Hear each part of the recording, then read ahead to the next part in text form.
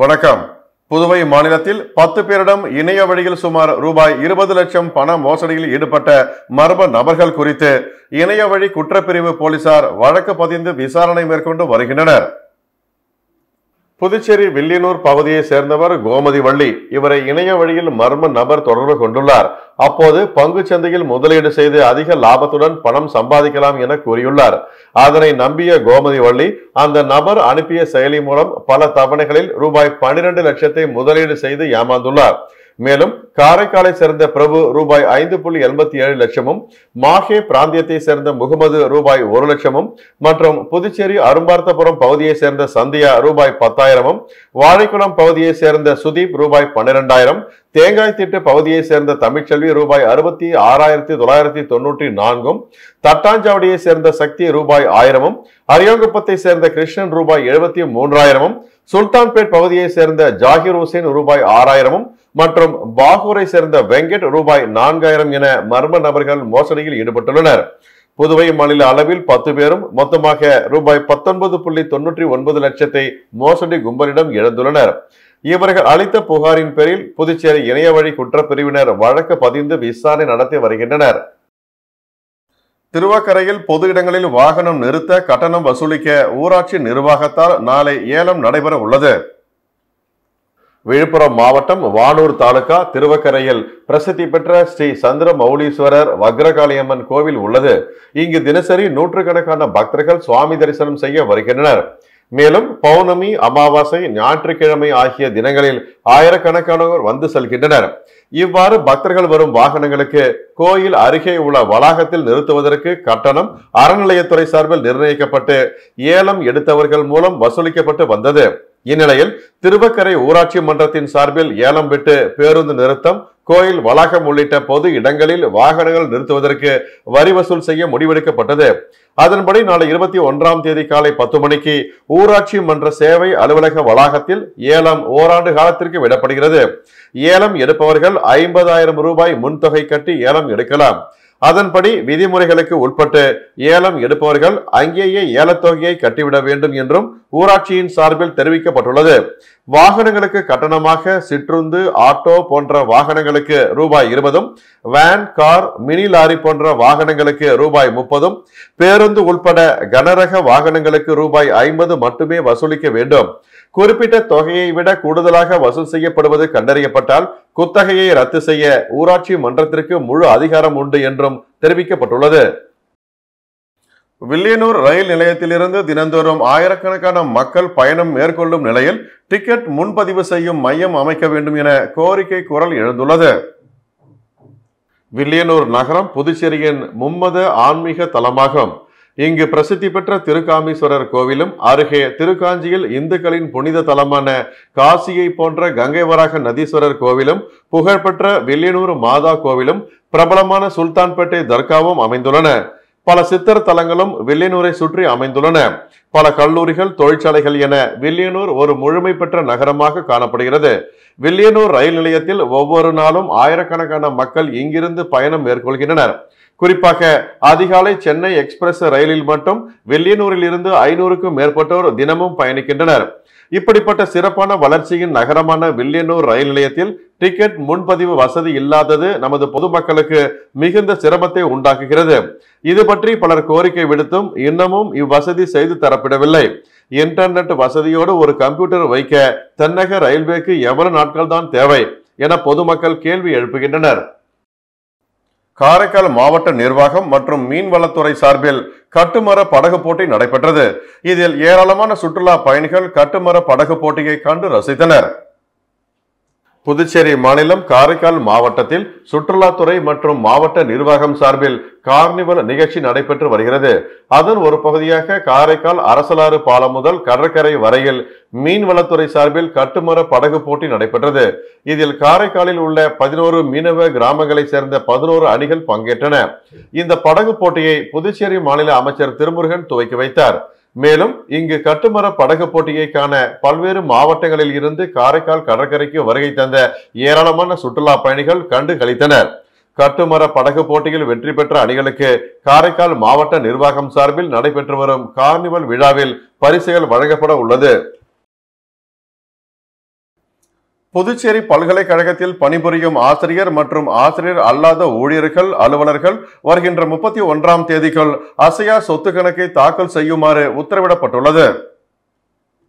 இது குறித்து புதுச்சேரி பல்கலைக்கழகத்தில் உள்ள அனைத்து துறைகளுக்கும் துணை பதிவாளர் அனுப்பியுள்ள உத்தரவில் மத்திய குடிமை பணிகள் சேவை விதிகள் 1964 கீழ் group A, B, C, A என அனைத்து அரசு ஊழியர்களும் வருடாந்திர அசையா சொத்து கணக்கை தாக்கல் செய்ய வேண்டும் என்ற இந்திய அரசின் பணியாளர்கள் பொதுக்குறைகள் மற்றும் ஓய்வூதிய அமைச்சகம் பணியாளர் மற்றும் பயிற்சித்துறை அறிவுறுத்தியுள்ளது. மத்திய குடிமை பணிகள் சேவை விதியின் கீழ் வருகின்ற 31ஆம் தேதிக்குள் வருடாந்திர அசையா சொத்து கணக்கை சமர்ப்பிக்க தவறினால் ஒரு அதிகாரிக்கு விஜிலன்ஸ் அனுமதி மறுக்கப்படும். இதேபோல அகில இந்திய சேவை விதிகள் 1968 படி அதிகாரிகள் ஒவ்வொரு ஆண்டும் ஜனவரி 31ஆம் தேதிக்குள் சொத்து கணக்கை சமர்ப்பிக்க வேண்டும். எனவே புதுச்சேரி பல்கலைக்கழகத்தில் ஆசிரியர் மற்றும் ஆசிரியர் அல்லாத அலுவலர்கள் ஊழியர்கள் 2024ஆம் ஆண்டிற்கான வருடாந்திர அசையா சொத்து கணக்கை வருகின்ற 31ஆம் தேதிக்குள் சமர்ப்பிக்க வேண்டும். தவறும் பட்சத்தில் நடத்தை விதிகளின்படி மேற்கொண்டு நடவடிக்கை எடுப்பதற்காக அதிகாரிகளிடம் புகார் அளிக்க வேண்டும் என்று அதில் கூறப்பட்டுள்ளது. புதுச்சேரி மூலக்குளம் பகுதியில் பொதுமக்களுக்கு அச்சுறுத்தல் ஏற்படுத்தும் வகையில் கத்தியுடன் சுற்றித் திரிந்த வாலிபரை மடக்கி பிடித்த போலீசார் கைது செய்து சிறையில் அடைத்தனர். புதுச்சேரி மூலக்குளம் பத்மாவதி மருத்துவமனை அருகே பொதுமக்களுக்கு அச்சுறுத்தல் ஏற்படுத்தும் வகையில் வாலிபர் ஒருவர் கத்தியுடன் சுற்றித் திரிவதாக ரெட்டியார்பாளையம் காவல் நிலையத்திற்கு புகார் வந்தது. புகாரின் பேரில் ரெட்டியார்பாளையம் சப் இன்ஸ்பெக்டர் கலையரசன் தலைமையிலான போலீசார் சம்பவ இடத்திற்கு விரைந்து சென்று கத்தியுடன் சுற்றித் திரிந்த வாலிபரை பிடித்து காவல் நிலையம் அழைத்து வந்தனர். விசாரணையில் அரும்பார்த்தபுரம் வசந்தம் நகரை சேர்ந்த சுந்தரம் பிரசாந்த் என்பதும் இவர் மீது கஞ்சா உள்ளிட்ட பல்வேறு வழக்குகள் உள்ளதும் தெரியவந்தது.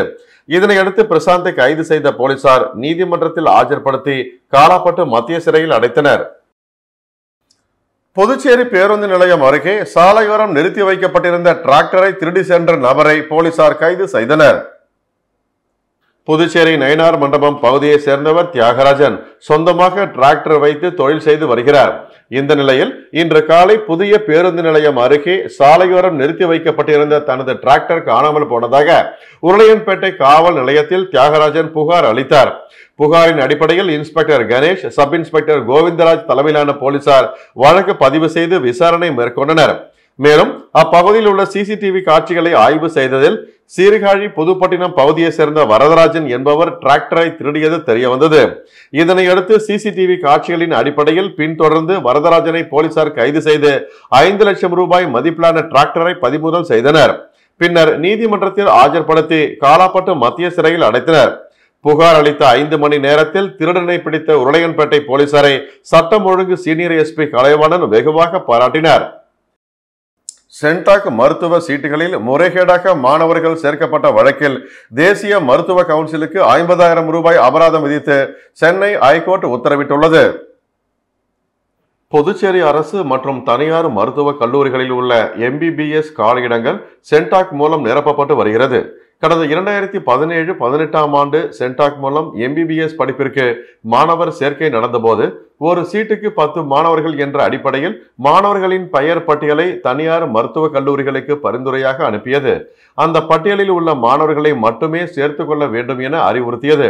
ஆனால் தனியார் மருத்துவக் கல்லூரி நிர்வாகங்கள் சென்டாக் நிர்வாகம் அனுப்பிய 1க்கு 10 என்ற பட்டியலில் இல்லாத மாணவர்களை அதிக பணம் வாங்கி கொண்டு முறைகேடாக சேர்த்தனர். இது குறித்து புதுச்சேரி சென்டாக் மாணவர் பெற்றோர் நலச்சங்கத்தின் சார்பாக தேசிய மருத்துவ கவுன்சிலில் புகார் அளிக்கப்பட்டது. தொடர்ந்து சென்னை உயர்நீதிமன்றத்தில் முறைகேடாக சேர்ந்த மாணவர்களை நீக்கி அந்த காலியிடங்களில் புதுச்சேரி மாநில மாணவர்களுக்கு வழங்க வேண்டும் என்று வழக்கு தொடரப்பட்டது. இந்த வழக்கு சென்னை உயர்நீதிமன்றத்தில் நடந்து வருகிறது. இவ்வழக்கில் நடவடிக்கை எடுக்க வேண்டிய தேசிய மருத்துவ கவுன்சில் நிர்வாகம் நடவடிக்கை எடுக்காமல் பலமுறை நீதிமன்றத்தில் அவகாசம் கேட்டு காலம் தாழ்த்தி வந்தது. இதனை ஏற்க மறுத்த தலைமை நீதிபதி ஸ்ரீராம், நீதிபதி செந்தில்குமரன், ராமமூர்த்தி ஆகியோர் தேசிய மருத்துவ கவுன்சில் நிர்வாகத்திற்கு 50,000 ரூபாய் அதிரடியாக அபராதம் விதித்தனர். இத்தொகையை தமிழ்நாடு சட்டப்பணிகள் ஆணைய வங்கி கணக்கில் செலுத்தவும் உத்தரவிட்டனர். மண்ணாடிப்பட்டு சட்டமன்ற தொகுதிக்கு உட்பட்ட பகுதிகளில் பல்வேறு பணிகளுக்கான பூமி பூஜையினை அமைச்சர் நமச்சிவாயம் பூஜை செய்து தொடங்கி வைத்தார். புதுச்சேரி நியமன சட்டமன்ற உறுப்பினர் தொகுதி மேம்பாட்டு நிதியின் கீழ் 21,70,000 செலவில் மேற்கொள்ளப்படும் லிங்காரெட்டிப்பாளையம் கிராமத்தில் உள்ள தெற்கு தெருவில் கழிவுநீர் வாய்க்கால் மற்றும் சாலைகளை மேம்படுத்துதல் பணிக்கான பூமி பூஜையும், குப்பம் கிராமத்தில் உள்ள விடுபட்ட குறுக்கு தெருக்களுக்கு கழிவுநீர் வாய்க்கால் மற்றும் சாலைகள் அமைத்தல் பணிக்கான பூமி பூஜை ரூபாய் 7,80,000 செலவிலும், கைக்கலப்பட்டு கிராமத்தில் உள்ள புதுநகருக்கு சாலை அமைத்தல் மற்றும் கருமாதி கொட்டகை கட்டுதல் பணிக்கான பூமி பூஜை ரூபாய் 13,50,000 செலவிலும், சுத்துக்கேணி கிராமத்தில் உள்ள மேட்டு தெருவில் சாலையை மேம்படுத்துதல் மற்றும் கழிவுநீர் வாய்க்கால் அமைத்தல் பணிக்கான பூமி பூஜை ரூபாய் 24,50,000 மதிப்பீட்டிலும் நடைபெற்றது. இந்நிகழ்ச்சியில் உள்துறை அமைச்சர் நமச்சிவாயம் கலந்து கொண்டு விழாவிற்கு தலைமை தாங்கி பல்வேறு பணிகளுக்கான பூமி பூஜையினை தொடங்கி வைத்தார். இந்நிகழ்ச்சியில் முன்னாள் சட்டமன்ற உறுப்பினர் அருள்முருகன், மண்ணாடிப்பட்டு கொம்யூன் பஞ்சாயத்து ஆணையர் எழில்ராஜன், உதவி பொறியாளர் மல்லிகார்ஜுனன், இளநிலை பொறியாளர் ஆனந்தன் மற்றும் ஊர் பிரமுகர்கள், பொதுமக்கள் உட்பட பாஜக பிரமுகர்கள் என ஏராளமானோர் கலந்து கொண்டனர். புதுச்சேரியில் உள்ள தேசிய நெடுஞ்சாலையில் 100க்கும் மேற்பட்டோர் உயிரிழந்தவரின் உடலை சாலையில் வைத்து போராட்டம் நடத்தியதால் சுமார் 1 மணி நேரத்திற்கு மேலாக போக்குவரத்து பாதிக்கப்பட்டது. புதுச்சேரி மாநிலம் தொகுதிக்கு உட்பட்ட பெருங்கலூர்பேட், தனத்துமேடு உள்ளிட்ட கிராமங்களில் 1,500க்கும் மேற்பட்ட குடும்பங்கள் வசித்து வருகின்றனர். இந்த ஊர்களுக்கு தேசிய நெடுஞ்சாலையை தாண்டி சுடுகாடு உள்ளது. இறப்பவர்கள் அங்கு உடலை எடுத்து சென்று அடக்கம் செய்வார்கள். ஆனால் தற்பொழுது தேசிய நெடுஞ்சாலை அமைக்கப்பட்டதன் காரணமாக சாலை துண்டிக்கப்பட்டுள்ளது. இதனால் 4 கிலோமீட்டர் தூரத்திற்கு சுற்றி பின்பு சுடுகாடு பகுதிக்கு செல்ல வேண்டிய சூழல் ஏற்பட்டிருக்கிறது. அப்பகுதி மக்கள் பலமுறை கோரிக்கை விடுத்தும் அரசு இதுவரை எந்த நடவடிக்கையும் எடுக்கவில்லை என கூறப்படுகிறது. இந்த நிலையில் பெருங்கலூர் பகுதியில் இன்று ஒருவர் இறந்துள்ளார். அவரை அடக்கம் செய்வதற்காக உடலை உறவினர்கள் மற்றும் ஊர் பொதுமக்கள் சுடுகாட்டிற்கு எடுத்து வந்தவர்கள் இந்த சாலை துண்டிக்கப்பட்டதை கண்டித்தும் சாலையை உருவாக்கி தர வேண்டும் என வலியுறுத்தியும் உடலுடன் சாலை மறியலில் ஈடுபட்டனர். இதனால் விழுப்புரம் நாகப்பட்டினம் சாலையில் போக்குவரத்து பாதிக்கப்பட்டது. இதனைத் தொடர்ந்து அப்பகுதி தாசில்தார் சேகர் சம்பவ இடத்திற்கு வருகை தந்து பொதுமக்களிடம் சமாதான பேச்சுவார்த்தை நடத்தி தேவையான நடவடிக்கை எடுக்கப்படும் என்று உறுதியளித்ததை தொடர்ந்து போராட்டம் கைவிடப்பட்டது. இதனால் தேசிய நெடுஞ்சாலையில் சுமார் 1 மணி நேரத்திற்கு மேலாக போக்குவரத்து பாதிக்கப்பட்டது. உசுடு சட்டமன்ற தொகுதிக்கு உட்பட்ட கூடப்பாக்கம் பகுதியில் அமைந்துள்ள அருள்மிகு ஸ்ரீ பிடாரி அம்மன் ஆலயத்தில் கும்பாபிஷேகம் மற்றும் தேர் வெள்ளோட்டம் வைபவம் நிகழ்ச்சியை அமைச்சர் சரவணன்குமார் கடம் பிடித்து தொடங்கி வைத்தார். புதுச்சேரி மாநிலம் உசுடு சட்டமன்ற தொகுதிக்கு உட்பட்ட கூடப்பாக்கம் பகுதியில் அமைந்துள்ள அருள்மிகு ஸ்ரீ பிடாரி அம்மன் ஆலய நூதன ரத பிரதிஷ்டை, புதிய திருத்தேர், லகு கும்பாபிஷேகம் மற்றும் வெள்ளோட்ட வைபவம் நிகழ்ச்சி நடைபெற்றது. இதில் ஆதி திராவிட நலத்துறை அமைச்சர் சாய் சரவணன்குமார் கலந்து கொண்டு விழாவிற்கு தலைமை தாங்கி திருத்தேர் வெள்ளோட்டம் வைபவம் நிகழ்ச்சியை வடம் பிடித்து தொடங்கி வைத்தார். முன்னதாக மகா யாகசாலை பூஜை நடைபெற்றது. தொடர்ந்து முக்கிய நிகழ்வாக 2ஆம் கால பூஜை ஆரம்பம், விசேஷ உபசாரம், கோபூஜை, அதனைத் தொடர்ந்து மூலமந்திர ஹோமமுடன் யாத்ரா தானம், கடம் புறப்பாடு, லகு கும்பாபிஷேகமும் அதனைத் தொடர்ந்து திருத்தேர் வைபவமும் நடைபெற்றது. இதில் ஊர் பொதுமக்கள் ஏராளமானோர் கலந்து கொண்டு சுவாமி தரிசனம் செய்தனர். பாகூர் தொகுதி குருவிநத்தம் கிராமத்தில் தானிய உலர் நிலம் மற்றும் தானிய கிடங்கு அமைக்கும் பணிக்கான பூமி பூஜை நடைபெற்றது. அரியாங்குப்பம் வட்டார வளர்ச்சி அலுவலகம் சார்பில் மகாத்மா காந்தி தேசிய ஊரக வேலை உறுதி திட்டத்தின் கீழ் பாகூர் தொகுதிக்கு உட்பட்ட குருவிநத்தம் கிராமத்தில் 29,95,000 ரூபாய் செலவில் தானிய உலர்களம் மற்றும் தானிய கிடங்கு அமைக்க திட்டமிடப்பட்டுள்ளது. இதற்கான பூமி பூஜை நிகழ்ச்சி நடந்தது. இதில் தொகுதி சட்டமன்ற உறுப்பினர் செந்தில்குமார் கலந்து கொண்டு பூமி பூஜை செய்து பணிகளை துவக்கி வைத்தார். இந்நிகழ்ச்சியில் மாவட்ட ஊரக வளர்ச்சி முகமை திட்ட இயக்குனர் அருள்ராஜன், செயற்பொறியாளர் சீனிவாசன், வட்டார வளர்ச்சி அதிகாரி கார்த்திகேயன், உதவி பொறியாளர் ராமன், இளநிலை பொறியாளர் சிவபிரகாசம், கிராம திட்ட ஊழியர் சுரேஷ் மற்றும் அப்பகுதி விவசாயிகள், பொதுமக்கள் பலர் கலந்து கொண்டனர். இத்துடன் செய்திகள் நிறைவடைந்தன. வணக்கம்.